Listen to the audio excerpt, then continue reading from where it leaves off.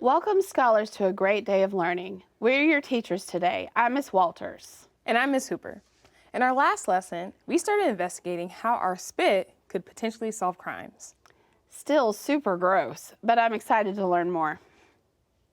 Last time, we had a discussion about whether or not parents should tell their children about genetic diseases that run in the family.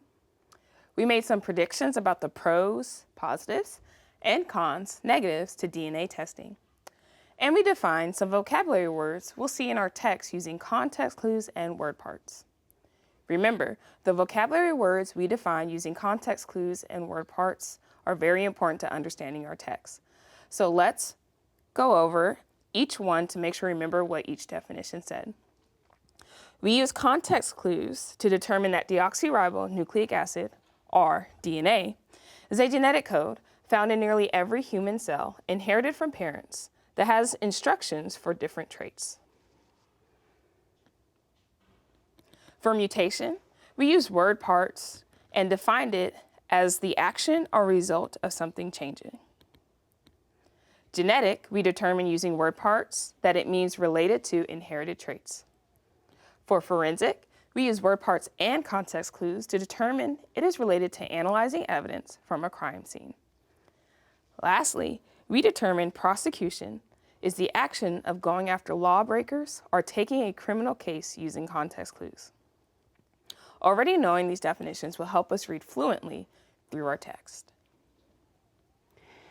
This time, we're going to continue diving into our text by reading through it, coding as we go, so we're engaging and thinking critically as we read.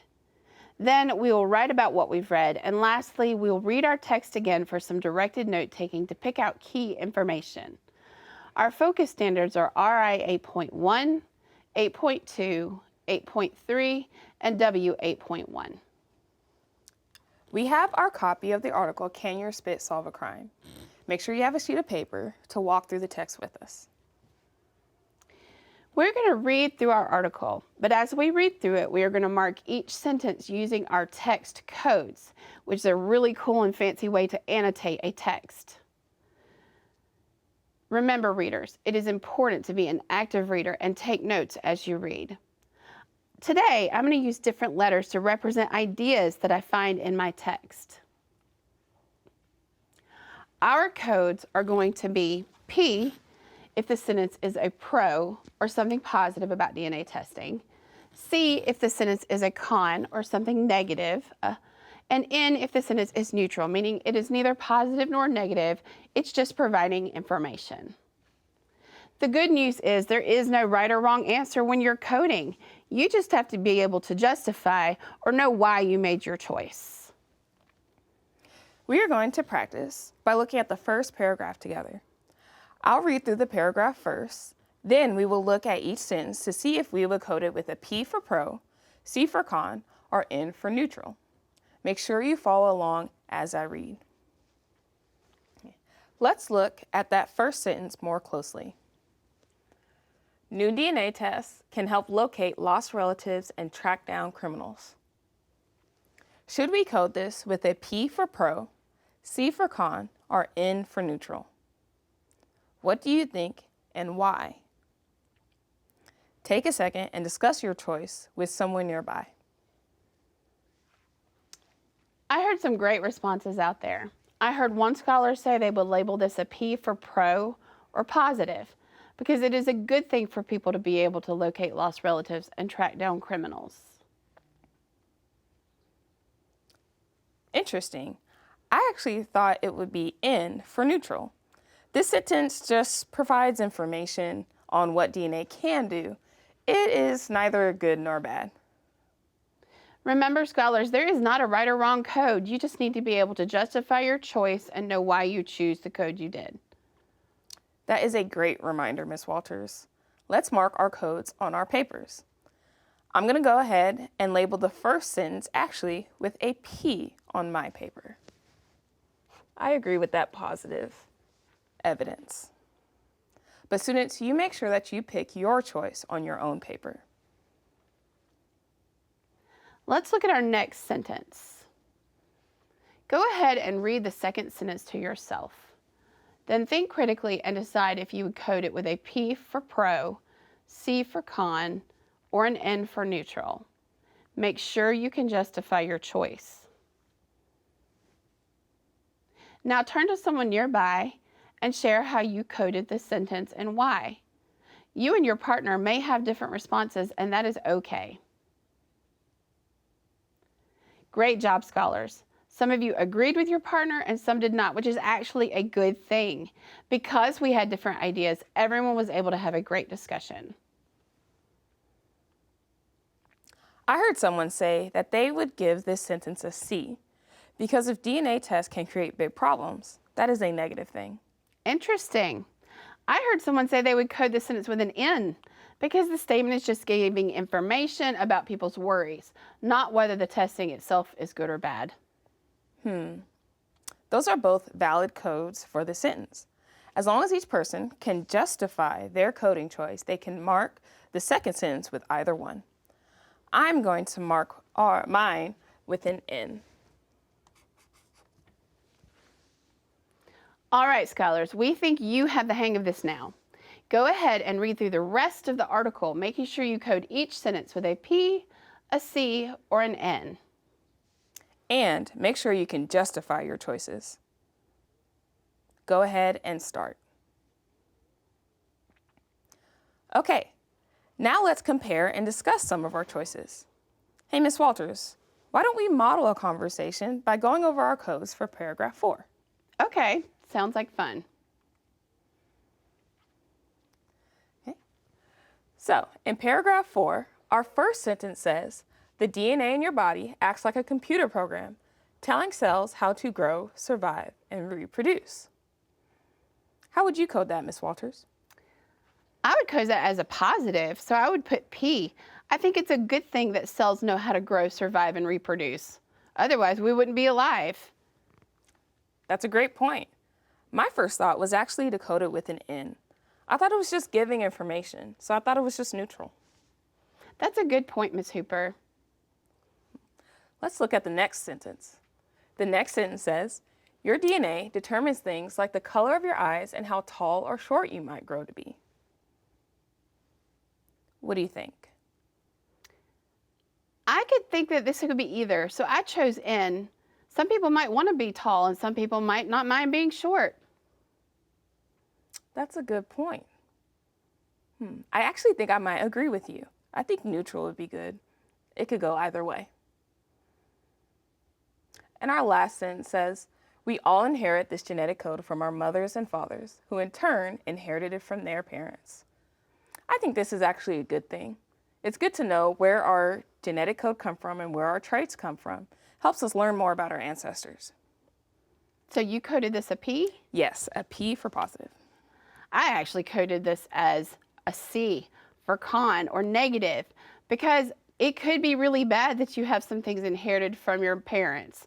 Like, my dad has really big feet. I wouldn't want to inherit his big feet.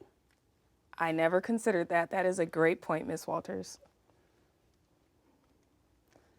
With someone nearby, go over your codes for the sentences in paragraphs 6, 9, and 11.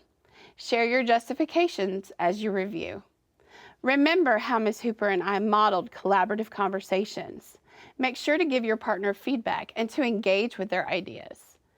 Feel free to pause this video if you're on your own device to share your codes and justifications. Great job, scholars. I heard some amazing discussion and some strong justification for codes. Now it's time to write. You will have time to write a first draft by writing a response to the following prompt. According to the text, what are the pros and cons to people utilizing DNA test kits, like the ones from Ancestry.com? Use the space provided or your own sheet of paper to write your response. Use the codes you assign to each sentence to help you write your response. Thank you, scholars, for working so diligently. Let's look at a student example of this response. I gotta redo this slide. I'm sorry, y'all. Sorry. Need to start over. Thank you, scholar. Yep.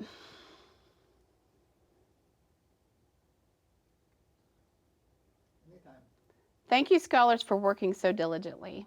Let's look at an example of a response a student has completed to answer this question. As we read, let's notice some of the good writer habits in this response. Also, think of some ways the writer could have improved the response. According to the article, Can Your Spit Solve a Crime by Catherine O'Hagan, there are positives and negatives to having yourself DNA tested. Some pros of DNA tests are that they can help identify relatives and also possible health conditions you might face because of your genetics. A con of DNA tests are that they create situations of privacy invasion and give companies too much information about you. Also, knowing about a potential health problem that you might not ever develop can cause anxiety and undue stress. This article explores both sides of DNA testing and DNA databases. With someone nearby, discuss some good writer habits you see in this paragraph. Discuss some things the writer could have improved. I heard some great discussion of the writing. I heard you say that this writer was sure to respond to the prompt and included both pros and cons of DNA testing. The writer also used strong evidence from the text to support their ideas. The writer had a strong introduction and conclusion sentence, which is always important to a well-organized paragraph. One way they could have improved this writing is by citing the specific paragraph numbers where they got their evidence. Hopefully your response has some of these good writer habits as well. That was our first draft response. Now it's time for us to prepare to answer our final prompt. Our final prompt is, using evidence from the text, explain why you would or would not encourage a friend to complete a DNA test like the ones from Ancestry.com. This time, instead of just summarizing and listing the pros and cons, you will take a side and defend it. Before we jump into giving a response, we're going to gather some evidence and develop our argument by engaging with our text again and doing some directed note-taking. Our coach should help us in this process. You're going to read through the text independently and develop notes for each category.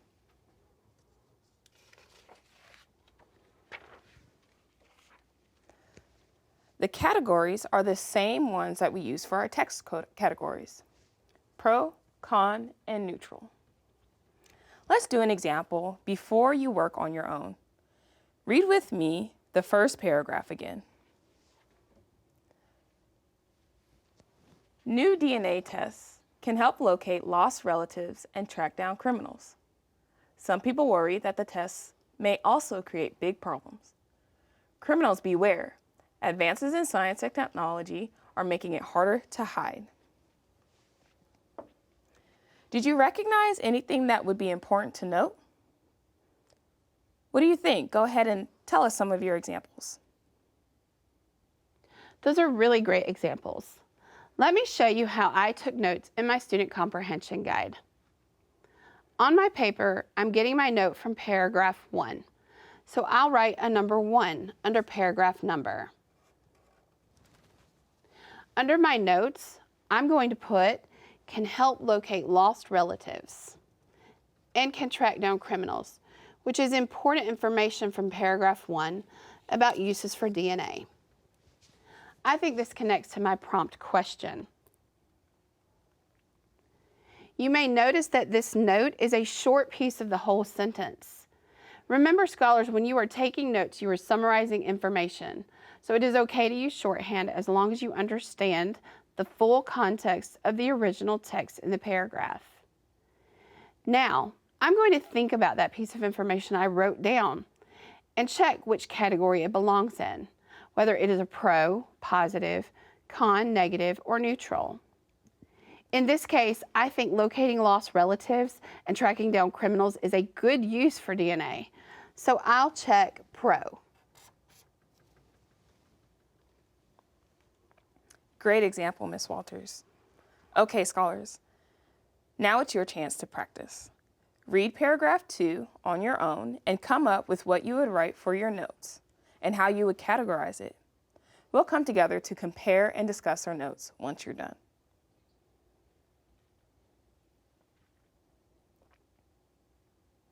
Okay, scholars, what did you write for your notes and how did you categorize them? Great job. I put, for my notes,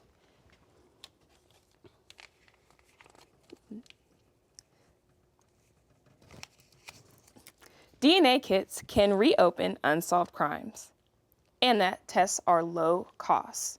Remember, we just got that from paragraph 2.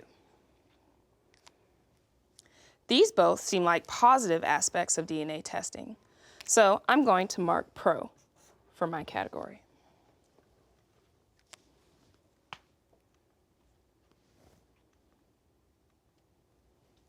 Were your notes similar to mine?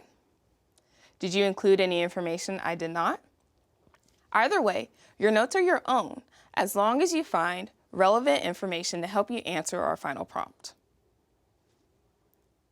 Okay, scholars, read through the rest of the article and be sure to gather evidence by taking notes.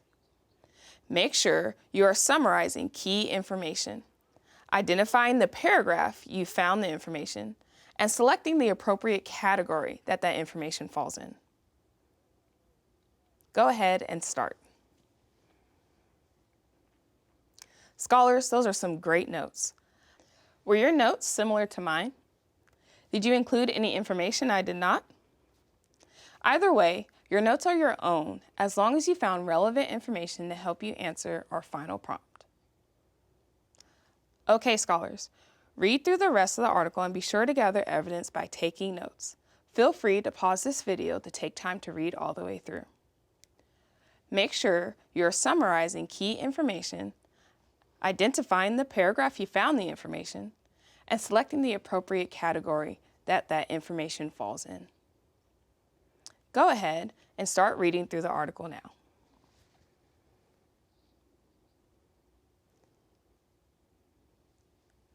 Scholars, those are some great notes.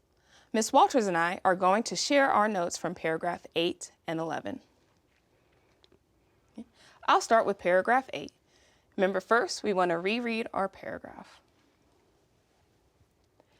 These huge numbers have attracted attention from American police officers. Sorry. Can I just pick up from reading?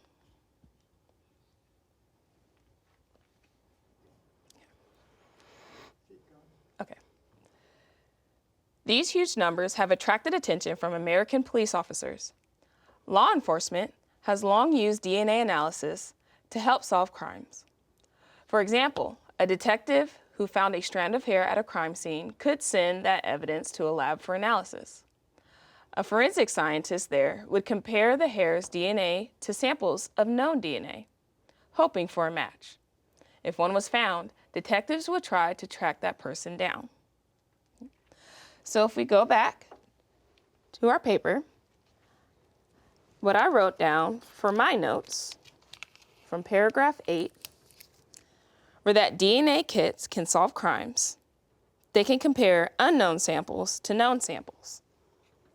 So I'm going to make sure I write down what number paragraph I got that information from. And now I need to determine which category it should go in. I think solving crimes is a good thing.